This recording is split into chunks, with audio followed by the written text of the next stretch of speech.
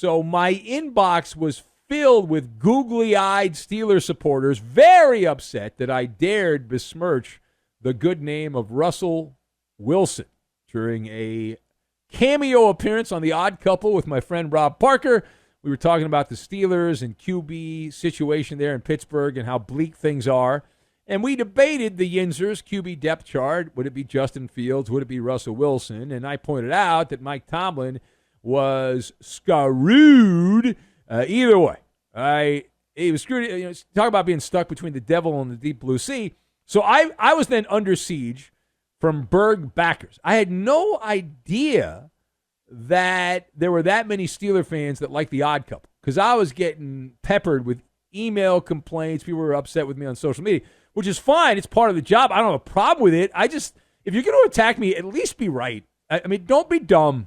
You're just dumb. You're a moron. And so let us discuss the question. The Pittsburgh Steelers fan upset with me. My take on Russell Wilson being absolutely cooked. What does that tell you? So I've got the Daily Double, SpongeBob, and Hush Puppies. And we will combine all of these things together, and we are going to go on a rampage is what we're going to go on. So number one. It's fair to say a handful of angry, boisterous Pittsburgh apologists are guzzling the black and yellow Kool-Aid.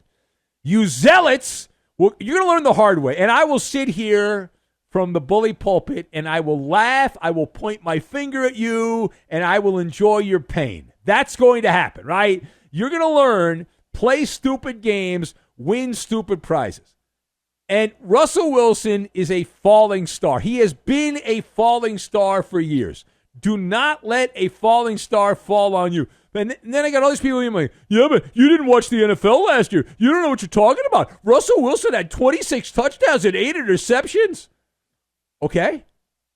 That is both true and irrelevant. Whoop-de-damn-do.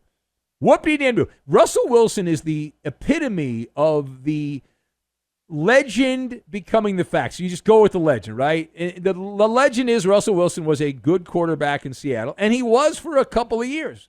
Never a great player, but a good player for a couple of years. And here we are years removed from that, and there are low-information fans that continue to try to sell Russell Wilson. I don't get it. I don't understand, right? Tell me you don't know anything about football without telling me you don't know anything about football.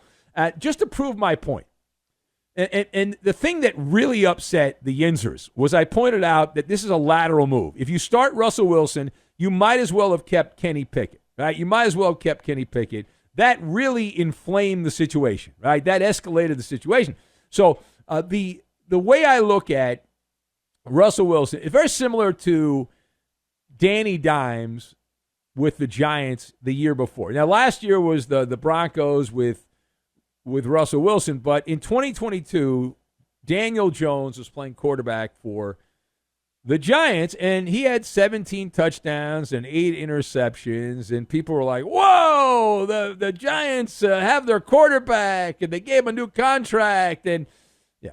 But if you actually watch the games in the context of the games, you realize, well, he wasn't very good, and it was an illusion. But a lot of people fall for illusions. Magic, I love magic too, but it's messing with people's eyes and having them look over here when you're doing the trick over there.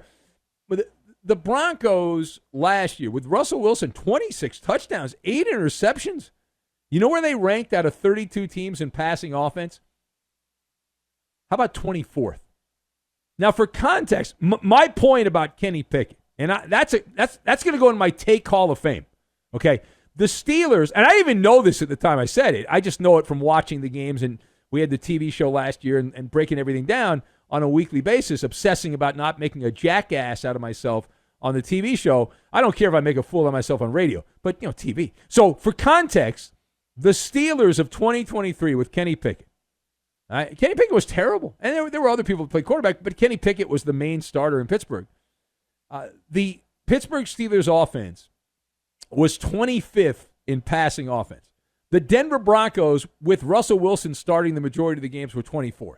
The difference between Russell Wilson and Kenny Pickett was 2.9 yards more passing offense for Denver, okay, than Pittsburgh. So we're talking about less than 3 yards difference between Kenny Pickett in Pittsburgh and Russell Wilson in Denver, and yet I am being called a jackwagon and a fool and all these. I mean, just, again, you're a low-information fan. I get it. You don't know what you're talking about. It's okay.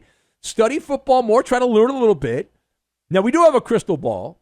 I happen to be a distant relative of Nostradamus and friend of Nostradamus as well. Let me tell you how this is going to go. Okay, Russell Wilson will have the occasional good game. People get all excited. But more times than not, he is going to suck at a time you cannot suck. He is going to be sacked a ton. And what's going to happen, I know this because I've seen it with the Seattle fan base. I saw it with the Denver fan base. They blame the offensive line. It's fat shaming. It's fat shaming, right? Spoiler alert! Sacks are a quarterback stat. They are. And Russell Wilson has the daily double of trouble. Now, what is the daily double of trouble if you're a quarterback? I'll tell you. He's got poor timing. The internal clock doesn't really work that well, and no tempo. It has been a bugaboo his entire career. Now, to back that up, to give you my evidence, and you, the jury, can decide, Mr. Unlimited, his career average for sacks is 48 per year, on average. If it's an average year for Russell Wilson, the Pittsburgh Steelers can look forward to being sacked 48 times if he starts all year. Russell Wilson was so bad for the Broncos. How bad was he? The Denver football team absorbed an $85 million dead money cap hit just in order to get rid of Russell Wilson, and now they are starting a rookie in Bo Nix, and they are smiling from ear to ear. That's how washed up Russell Wilson is.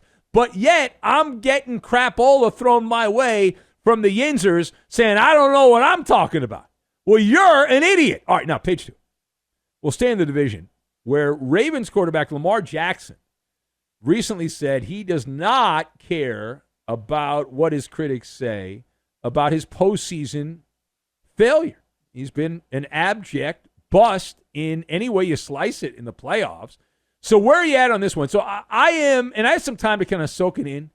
I am bemused is the word I will use. Because Lamar Jackson, from what I know of him, and we got boots on the ground in Baltimore, Lamar Jackson's screen time is all the time. He's obsessed with social media. And Lamar is on there so much, he's like SpongeBob's cousin, Spongy Jackson or something like that. He soaks it all up. He soaks it all up. If the Ravens ever win a Super Bowl, we all know, every man, woman, and child knows the speech that Lamar Jackson will give. He'll go out, he'll take the bow, and say that he proved the doubters wrong. He'll say that. Now, you can't do that if you wear those noise-canceling headphones and claim that you don't hear what the critics say. Now, Lamar is the sign of the devil in playoff games. He's played 6 playoff games, and the number is 666. 6 touchdowns, 6 interceptions, and 6 fumbles, and only 2 wins, which I don't think is good, but I didn't play in the NFL. I'm just judging him. All right, now, we move on. Last stop on this 3-city journey, we go to Seattle, where Pete Carroll recently revealed that he has not communicated with the Seahawks at all, despite having a title as advisor for the franchise. There's been no communication, according to Pete Carroll. But wait, there's more. He said he's not desiring a return to coaching. He is going to teach at the University of Southern California. So how does this information hit you? Pete Carroll saying he has had no communication with the Seahawks, even though he's listed as an advisor, and he's not in any kind of rush. He's got no desire to return to coaching. So my reaction to all this, it's kind of clear. We thought it at the time. There was a power play between the front office and Pete Carroll, and they went with the front office. The the ownership group, it's weird. It's owned by the trust of Paul Allen. It's his sister that's running the team. But they decided to go with the general manager, and they gave Pete Carroll the boot. And it was rather obvious at the time Pete did not want to leave. He wanted to be coaching, but they got rid of him. And so the Seahawks gave him some hush puppies. All right, hush, just stop barking. Don't go away. He's now Professor Pete. And he got a little golden parachute. He got some, money. Hush up. Be a good soldier, good employee, and all that. But it was always going to be a figurehead position, as every advisor job is. I work in radio as consultants. There used to be a lot of them in radio. There are not as many of them anymore, but it's a nothing job for the most part.